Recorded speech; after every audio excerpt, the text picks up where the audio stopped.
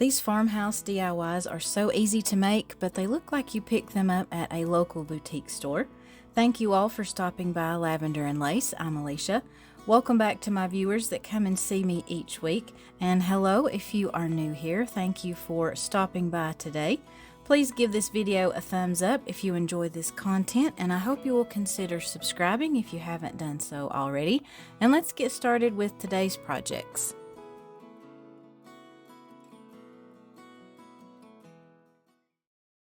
For this project, I just grabbed some clay that I had on hand. I can't remember the name brand of this one, but I picked it up from Amazon. So be sure that you guys check the description box. I will link everything that I can there if you want to check that out. And to start with this, you just want to pull off a chunk of that clay and just kind of knead it in your hands just to warm it up a little bit. And I used my silicone mat and this large roller. I actually had this from when I made cakes. I used this a lot when I did the fondant decorations, and it works great for clay. If you don't have a silicone mat or a roller like this, I would use some cornstarch on your surface and your rolling pin. And it's kind of a fine balance here to get the thickness, but also the clay thin enough to be able to work with. And I had a scrap piece of lace, and I just put that on the top of the clay and rolled over that just to get me the detail that I wanted in this piece. And I took a little egg carton that I had. This is one that actually came from Hobby Lobby with the little plastic eggs that you could decorate, and I put down a piece of plastic wrap just to help keep my clay from sticking to that cardboard. And I laid that over the top of each of the little egg cups, and I used a real egg to help me get the indentation there. That way I knew that this would actually hold my eggs, because this will be a functional piece that I'm going to keep in my kitchen. So I just played around with that until I had the egg cups the way that I wanted them. And of course I had quite a bit of extra clay there, had that overhang. So all I did to remove that was just took some of my scissors and just cut that off until I was happy with the size of my little egg tray. And you could make this big enough to hold a dozen eggs, or you could do it smaller just for 4 eggs, whatever that you want to do.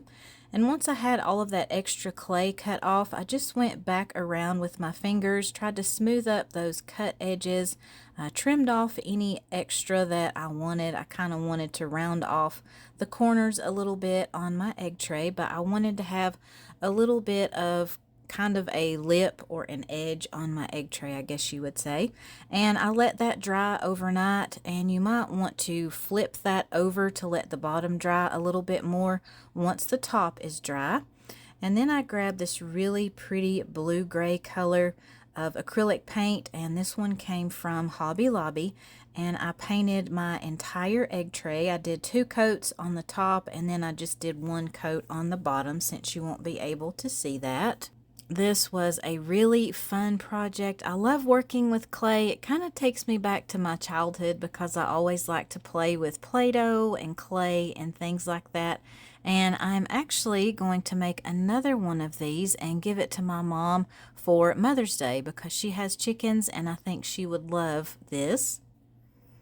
And then I just took some of the white wax from Waverly, and I just went on the top of my egg tray. I didn't do this on the bottom, and I did just 1 individual cup at a time, applied that wax, and just wiped off the excess with a paper towel. And how gorgeous is that, you guys? I absolutely love this one. It turned out perfect. And once that white wax was dry, I wanted to seal this, so I just did a thin coat of Mod Podge, and that is it, you guys, for this project. But it is just so beautiful. I love the detail that I got from that lace. Let me know what you guys think about this one.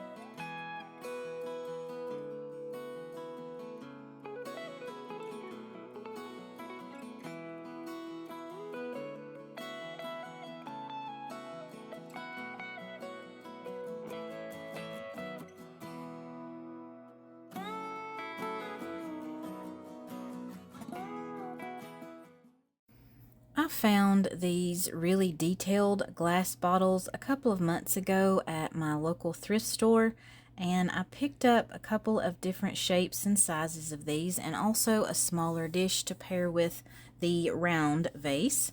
And someone had zip tied a little hanger, metal hanger on the top of that one, so of course I'm going to be saving that for another project. And I wanted to attach the smaller glass dish to the top of this one.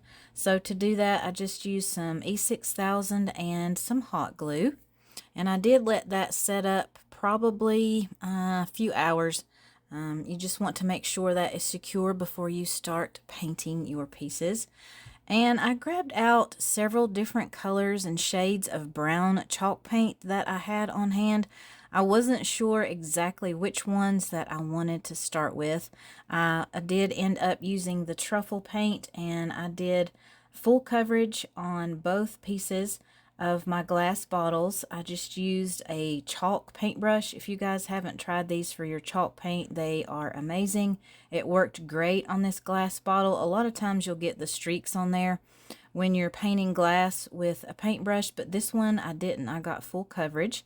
So I just painted both of those with that truffle chalk paint to start with, and I used my heat gun with this process because it does take a little while because you are adding different layers of paint to your pieces. And my initial thinking, I wanted these to kind of look like a pottery, a piece of pottery, a clay pot or something like that. I'm pretty happy with how they turned out. You guys let me know once you see the finished product. And I had some little makeup sponges in my stash, so I just started kind of dabbing on some different lighter colors of chalk paint. I started with the sandstone color once my truffle color was dry. And then I just go back in with some of the truffle color. That's kind of what I did for this entire project. I would do the darker color, go in with a lighter color, and then go back with a darker color just until I got the look and the effect that I was going for. And here I'm just using a smaller chalk paint brush, and this is the color plaster. So the three browns that I wound up using were the truffle, the sandstone, and the plaster. And you just want to do kind of a stippling motion, just dabbing that up and down. You don't want to do full coverage with your lighter colors. It just helps with that pottery effect that you want. And I thought these were a little bit too light once I got all of my browns and the light cream and beige colors on there. So I do go back in with a couple of warmer colors of acrylic paint. One is burnt sienna and the other is toasted almond. And that just helped warm these up a little bit. I thought they were kind of, I don't know, a little too neutral, I guess you would say. So I just wanted to add a little bit more color to those. So I just kind of went back and forth with those two different colors. And I think you would get more of a pottery effect if you used glass pieces that didn't have all of this detail. But I really do like the detail on these two pieces. They look really good in the end. But I did kind of get a little heavy-handed with my reds and orange paints, so I took a little bit more of a white acrylic paint and just went back over this particular bottle. I actually like the other one. It turned out better in my opinion. I think the shape had a lot to do with that, but these are really pretty, and this white helps that detail stand out a little bit more. I will definitely be trying this process again, and like I mentioned, I will probably do that with a smooth glass piece. And because your paint will chip off of these glass pieces, I went back in with some Mod Podge and just went over the entire surface of both of these vases just to seal that. But look at the detail on this one, you guys. This one is really pretty. I'm very happy with how these turned out. I think they look kind of rusty, maybe kind of like an old vintage maybe metal bottle that has rusted, or they could pass for a piece of pottery. Let me know what you guys think about this one.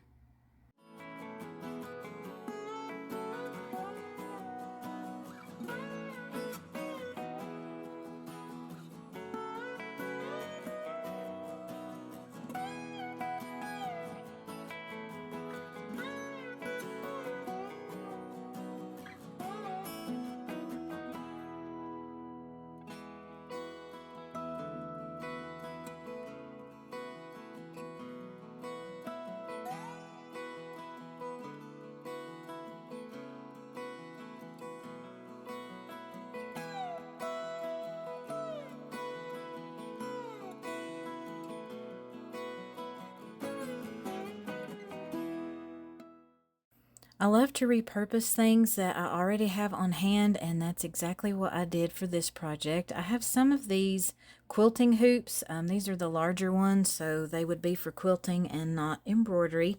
These were from my mama. She gave them to me several years ago before she passed away, and I wanted to do something different with them. I had them in my bedroom, but I wanted to update them just a little bit. So I had picked up this drop cloth from Amazon probably a couple of years ago, and I've just had it in my stash. So I knew I would have plenty of that to work with. So to make this easier, I just cut down a smaller piece to start with, and then I just measured out that center part of my hoop to see how wide I wanted my fabric to be. And then I just used my ruler and my rotary cutter to cut that down to the size that I needed. I do make two of these. I'm going to be pairing those together. I have an oval one and a circle one. You guys will see those in just a little bit. So I just trim that down, and you want to make sure that you get all of your edges even as well. It just makes the finished product look a little bit better and easier to cut. And then I just went into my Cricut design space and typed out a couple of phrases that I wanted to put on each of my pieces of fabric, and I used some iron-on vinyl for that. So if you do that, make sure that you mirror your image before you cut that out. And then I just weeded out my design, and I much prefer weeding iron-on vinyl to like your permanent vinyl. It is just so tedious to weed that out. But when it's this iron-on vinyl, it just easily pulls off and leaves your design on the backing sheet.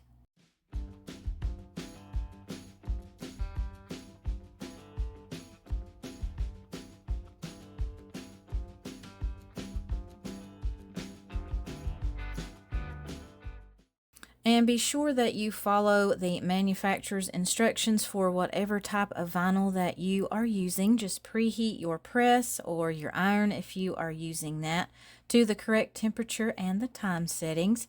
And I just used my press to iron out any wrinkles that I had in my drop cloth fabric. And I centered my phrase, and I did use my hoop just to help me see where I needed to put this, so I would have a little bit of overhang to be able to attach that. And I also just go over the back as well, just to make sure all of my vinyl is pressed very well. And just peel off that transfer sheet, and this one is ready to go into one of my hoops. And I just centered that, and because these are quilting hoops and you can tighten them, it makes this process very easy to apply a fabric piece like this. You just want to tighten that and pull your fabric until it is stretched tightly on the top of your hoop. And you just keep doing that. This is easy to center, move around, and anything like that that you might need to do to get this where you want it. And to secure this on the back, I did not want to put any hot glue onto the hoop itself, so I just trimmed off some of that fabric and glued it to itself on the back. And of course you will do that to the other side of your hoop as well, just to make sure that your fabric is secure and it's not going to come off the hoop. And to embellish these, I had several florals that I picked up at Dollar Tree. All of these right here came from Dollar Tree. I wanted kind of neutral colors, and I also picked up that really pretty blue one as well.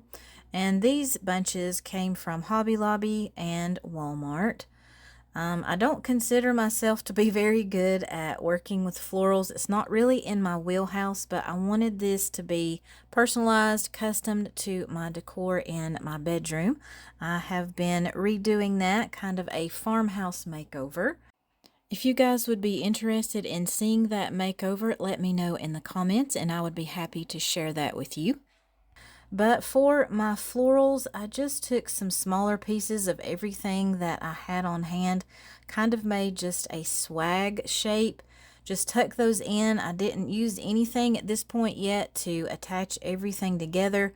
I was just doing kind of a dry fit to get the shape and the size that I needed for each of my quilting hoops.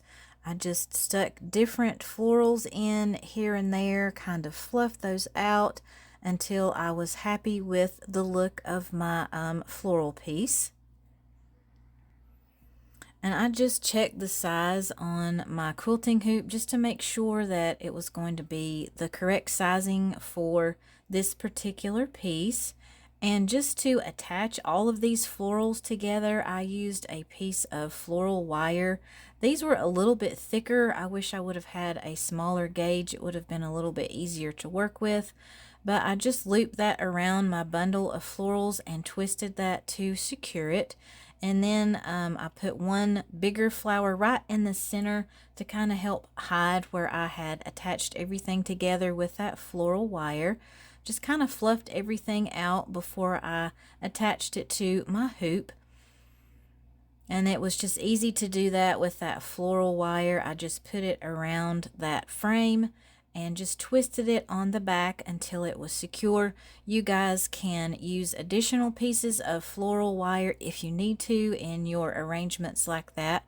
And I did the same thing for my second one, and here's how they turned out, you guys. I think these are absolutely gorgeous, and these will look great in my bedroom with my farmhouse decor that I have been working on.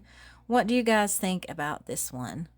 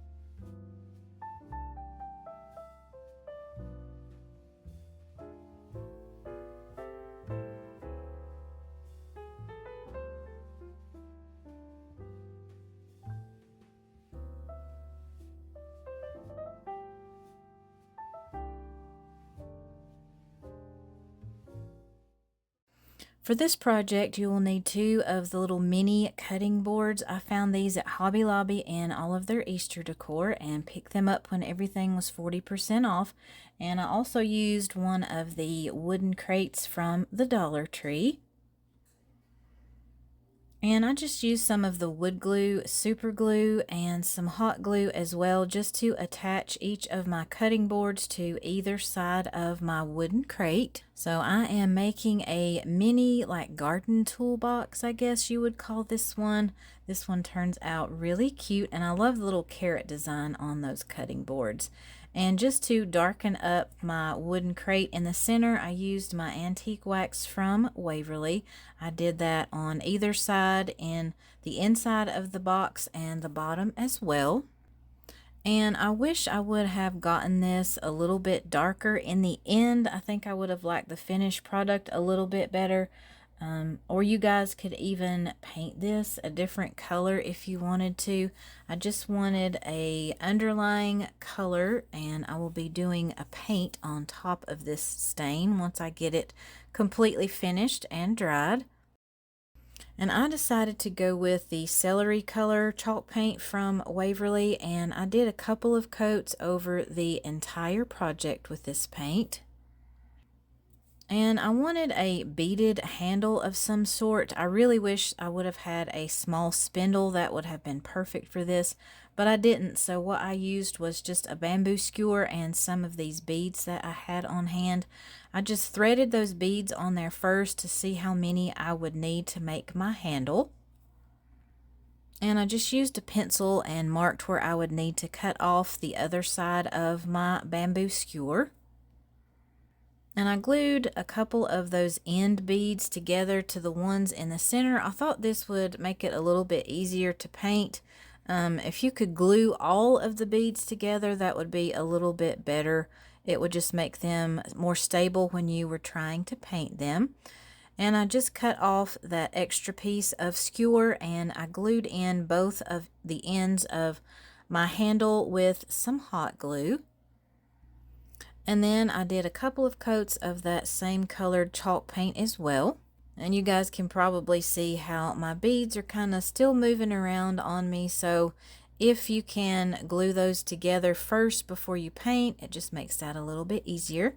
And we are doing the wet distress technique. I just took one of my dishcloths and wet that and just wrung out the excess water. And at first you may not see anything happening. You have to get all of your paint wet, and then as you just continue rubbing over that surface, you will see that paint coming up and just revealing that color that you have underneath. And this is why I was wishing I had used a darker color.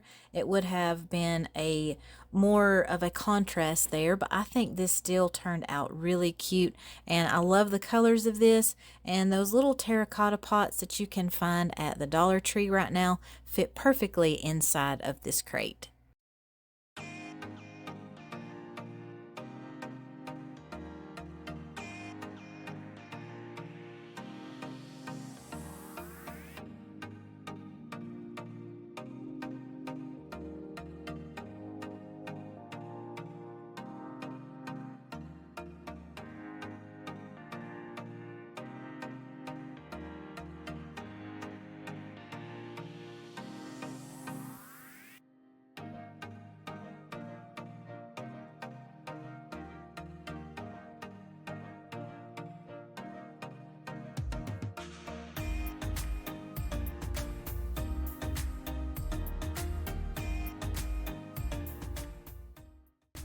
That wraps up our projects for today. I hope you guys enjoyed these. Please let me know which one is your favorite in the comments. I always enjoy reading those and connecting with my viewers. Please give this video a thumbs up. Be sure you click that notification bell so you don't miss any of my future videos. I would also love to connect with you on Facebook and Instagram. You can find links to both of those in the description box as well. I hope you all have a blessed day, and I will see you in the next one.